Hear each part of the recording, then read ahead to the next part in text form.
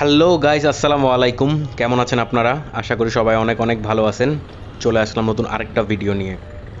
2 দিন আগের ভিডিওতে আপনারা দেখছিলেন আমার বাইকটার খুবই ঝামেলা যাচ্ছিল, মানে ইঞ্জিনে প্রবলেম ছিল। এখন মেকানিক গতকালকে আমাকে দেখাইলো যে ভ্যালভ একটা তেরা হয়ে গেছে, মানে বাঁকা বাঁকা হয়ে গেছে। তখন তারা 2টা ভ্যালভই চেঞ্জ করে দিছে, ওইটা আবার একটা কিনতে পাওয়া যায় না। এবং আমারে বললো যে এইবার চালান, এইবার নাকি সব কিছু ঠিকঠাক হবে। আমি ভাবলাম তাহলে আজকে চালায় দেখি ভালো মতো কী হয়, একটু রাইড শেয়ারও করি, তাহলে দুইটাই হয়ে যাবে। চলেন আগে তাইলে তেল ভরি, তারপর ভিডিওটা শুরু করা যাক। আজ জুলাই মাসের 7 তারিখ, রোজ রবিবার, সময় এখন সকাল 11টা। আমার ভিডিওটা শুরু হচ্ছে আমার স্কুলের সামনে থেকে। এই তো ডান পাশে আমার স্কুল, এটা লক্ষ্মীবাজার এলাকা। আজকে দিনটা যে এত খারাপ গেছে মানে বিশ্বাস করবেন না ভাই, মানে কামাইছি তো খুবই কম। নর্মালি যে টাইম কাজ করছি এই টাইম যদি অন্যান্য দিন কাজ করি তাহলে এর চেয়ে ডাবল টাকা আসে। প্রচুর জ্যাম ছিল ভাই, শেষমেশ মানে কোনো মতে পালায় আসছি আমি প্রথম রিকোয়েস্ট পাইছি পাঠাও অ্যাপে। সূত্রাপুর মাওলা বক্স থেকে এক ভাইয়ারে নিয়ে যেতে হবে মোতালেব প্লাজা। এবং যে যাত্রী সে তো খুবই ভালো, মানে আমারে খুব ভালো মতো চিনা ফেলাইলো। যখন আমার পরিচয় জানতে পারলো, আমার সাথে ফেসবুক ফ্রেন্ডও হয়ে গেল। তারা নিয়ে পৌঁছাইতে আমার সময় লাগছিল প্রায় 40 মিনিটের মতো। রাস্তাঘাটে ভাই ভালোই জ্যাম ছিল। ভাড়া আসছিল 181 টাকা, উনি আমার 200 টাকা দিছিল। আর পাঠাও কমিশন গেছিল 27 টাকা। আচ্ছা, এটা কি আপনার ড্রেস? মোবাইল পিকচার আপনি তাহলে মোবাইলের অনেক মানে কারিগর আর কি, ভালো মনে। কয় বছর? ওই ভাইয়াকে ড্রপ করার পর আমি কাঁঠাল বাগানের ভিতর দিয়ে যাচ্ছিলাম, ভাবলাম গ্রিন রোডের মোড়ে যেয়ে দাঁড়াই। তখন ইন ড্রাইভে হঠাৎ বাইজা উঠলো একটা রিকোয়েস্ট, আমি অ্যাকসেপ্ট করে ফেললাম। আমি ভালো মতো খেয়াল করি নাই, শুধু দেখছি পিক আপটা হলো বসুন্ধরা লেখা। কোথায় যাবেন ভাই? ভাই আপনি তো বসুন্ধরা সিটিতেই আছেন।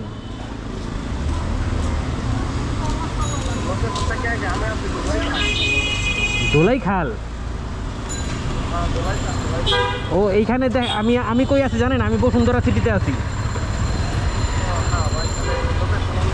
উল্টা পাল্টা ভাই, এই অ্যাপ ভালো না। আচ্ছা ঠিক আছে ভাই, ওকে আমি ক্যান্সেল করে দিলাম। ঠিক আছে, আচ্ছা।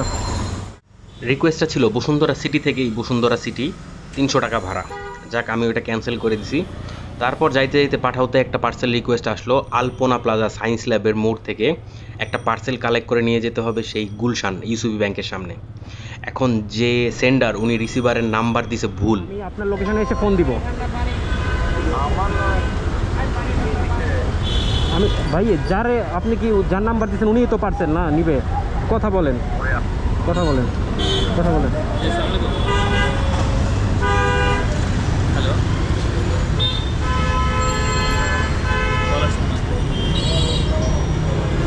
জি ভাইয়া একটু কথা বলেন ওনার সাথে। কে? যে যার নাম্বার দিচ্ছেন আপনি, যে রিসিভ করবেন। হ্যালো, ওই যে আমি খেপড়ে পাঠাচ্ছি আর কি। রফিক ভাই, রফিক ভাই।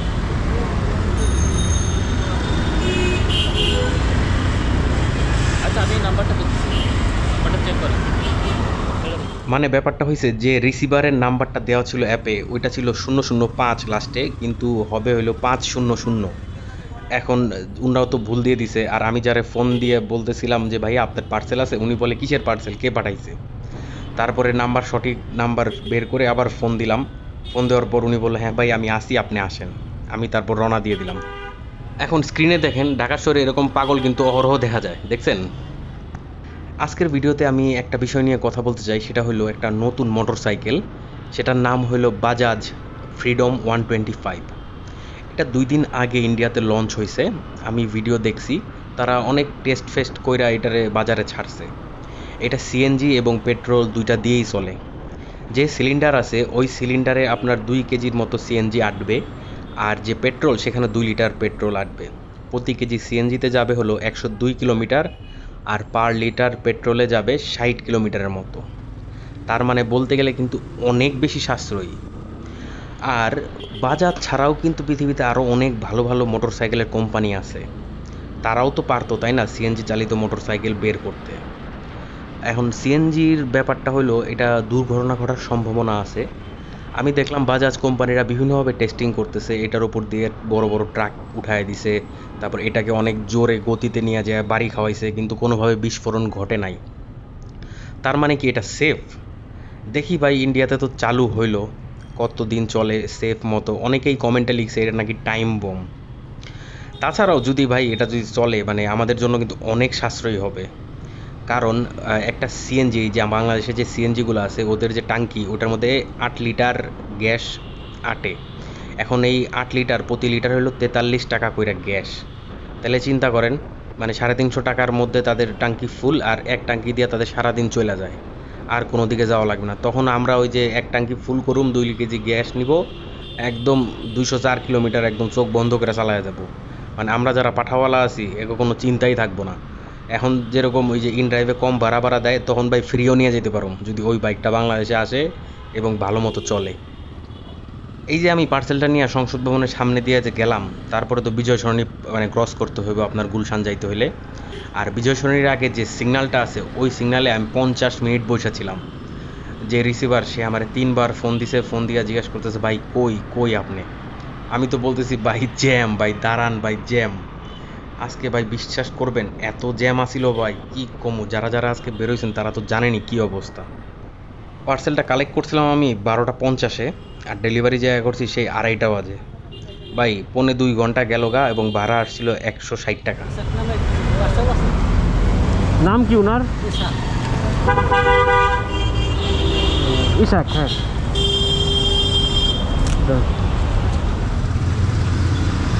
ভাই এখানে তো দাঁড়াইতে পারবো না, এখানে তো পুলিশে ঝামেলা করে, এই জন্য একটু ভিতরে দাঁড়াইছি। ওই পার্সেলটা ডেলিভারি করার সাথে সাথেই আমি আরেকটা রিকোয়েস্ট পাইছি পাঠাও অ্যাপে। ইসিবি ব্যাংকের গলির পাশে যে গলিটা আছে ওই গলি থেকে এক ভাইরে নিয়ে যাইতে হবে সেই বনানী পাঠাও অফিসে। ভাড়া দেখাচ্ছিল 81 আর দূরত্ব 1.4 কিলোমিটার। আমি ওইটা দেখেই বুঝছিলাম যে ওনার 50% ডিসকাউন্ট আছে, কারণ উনি পাঠাও অফিসে যাবে, তাহলে পাঠাওতে চাকরি করে। ঠিকই দেখলাম যখন নামাইলাম ভাড়া আসলো 41, আর উনি আমার ডিজিটালে ভাড়াটা দিয়ে দিল। কিন্তু ভালোই হয়েছে ভাই, 1.4 কিলোমিটার যাইতে সময় লাগছে 5 মিনিট মাত্র, তো ভালোই পাইলাম। ভাইয়া 41 চলে আসছে, ওকে থ্যাংক ইউ। এরপরে আর রিকোয়েস্টই পাচ্ছিলাম না, শেষমেশ নতুন বাজারের ওই দিক থেকে ইনড্রাইভে একটা যাত্রী ধরছি আমি। সেই আপু যাবে হইলো নিকেতন, আর তার ভাড়া মাত্র 75 টাকা। আমি তো দেখলাম যে আপনি আরেকজনের সাথে কথা বলতেছেন বাইকালা, এই জন্য মনে করছি অন্য কোনো। আমার অনেক সাবস্ক্রাইবার ভাইয়েরাই জিজ্ঞেস করতেছে যে আমার ভিডিও কোয়ালিটি তো ইমপ্রুভ হয়েছে, আমি কোন ক্যামেরা ইউজ করতেছি এখন। চলেন তাহলে ভাই ক্যামেরাটা দেখে আসি। আহামরি তেমন কোনো কিছুই না, মানে এইটা নর্মাল একটা বাংলাদেশের সবাই চিনে এটারে, গোপ্রো হিরো 11 ব্ল্যাক। এটা দিয়ে ভাই আসলেই মানে আমি আউটপুটটা অনেক ভালো পাচ্ছি আগের তুলনায়, আর সাউন্ডটা বলতে গেলে অনেক ভালো আসে।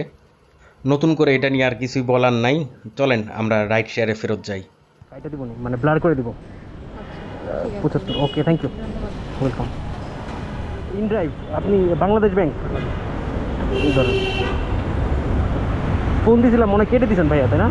ফোন দিয়েছিলাম কেটে দিয়েছিলেন। হ্যাঁ ঠিক আছে।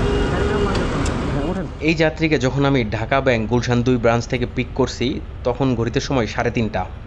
আমরা 4টার মধ্যে পৌঁছায় যাই আরামবাগ, আর তার ডেস্টিনেশন হলো শাপলা চত্বর বাংলাদেশ ব্যাংক। আমরা সেই 4:30 বাজে গেছে আরামবাগের ওই জায়গার থেকে আর কোনো গাড়ি ঘোড়া লড়ে না। আমার তো মাথাই খারাপ হয়ে গেছে। শেষমেশ যাত্রী ওই নটরডেম কলেজের সামনেই নেমে গেছে, আমার 140 টাকা ভাড়া দিয়ে দিছে। আমি ওইখান থেকে বাইক ঘুরে রং ওয়ে মাইরা কোনো মতে বাসার দিকে রওনা দিয়ে দিছি। মানে ভাই কি বলুম, আজকে এতটা জ্যাম কেন, কি যে কারণ সেটাই বুঝতে পারতেছি না। হইতে পারে ওই যে বাংলাদেশ ব্লক মাইরা দিছে না ছাত্রছাত্রীরা, ওই জন্যও হইতে পারে। আজকে সকাল 11টা থেকে বিকেল 4:30 পর্যন্ত আমি প্রায় 40 কিলোমিটার মোটরসাইকেল চালাইছি, এবং তার মধ্যে একবারও বন্ধ হয় নাই, এবং এর আগে যে প্রবলেমগুলো দিত সেগুলো একটাও পাই নাই। তার মানে যে ভ্যালভ চেঞ্জ করা লাগছে ওইটাই একদম ঠিক ছিল, এবং ওই রোগটা একদম ঠিক মতো ধরতে পারছে মেকানিক। যাক ভাই, এই কয়দিন অনেক প্যারায় ছিলাম, এখন একটু মাথাটা ঠান্ডা হয়েছে। আজকে বাইকটা যখন চালাইছি একটু স্মুথ লাগতেছিল। চলেন তাহলে চলে আসি হিসেবে। আজকে সারাদিন আমি 5.5 ঘন্টা মোটরসাইকেল চালাইছি এবং ইনকাম করছি মাত্র 565 টাকা। ওইখান থেকে যদি 120 টাকা তেলের বাবদ বাদ দেই তাহলে থাকবে 445 টাকা। ভাই রাইড শেয়ার এমনই, সব দিন সমান হয় না। আর প্রতিদিন যদি এমন মানে কি বলুম জাহান্নাম মার্কা জ্যাম থাকে, তাইলে পরে রাইড শেয়ার করে আর ফায়দা হইব না, মানে সংসারই চলবো না কারোর। সো গাইস, এখন বিদায় নেওয়ার পালা। ইনশাল্লাহ দেখা হবে নতুন আরেকটা ভিডিওতে। সে পর্যন্ত সবাই ভালো থাকবেন, সুস্থ থাকবেন, আর সবচেয়ে বেশি নিরাপদে থাকবেন। ভিডিওটা যদি ভালো লাগে তাহলে অবশ্যই লাইক দিবেন, সাথে সাথে একটা শেয়ারও মাইরে দিবেন। নতুনরা প্লিজ সাবস্ক্রাইব করতে ভুলবেন না। সবাইকে অসংখ্য ধন্যবাদ।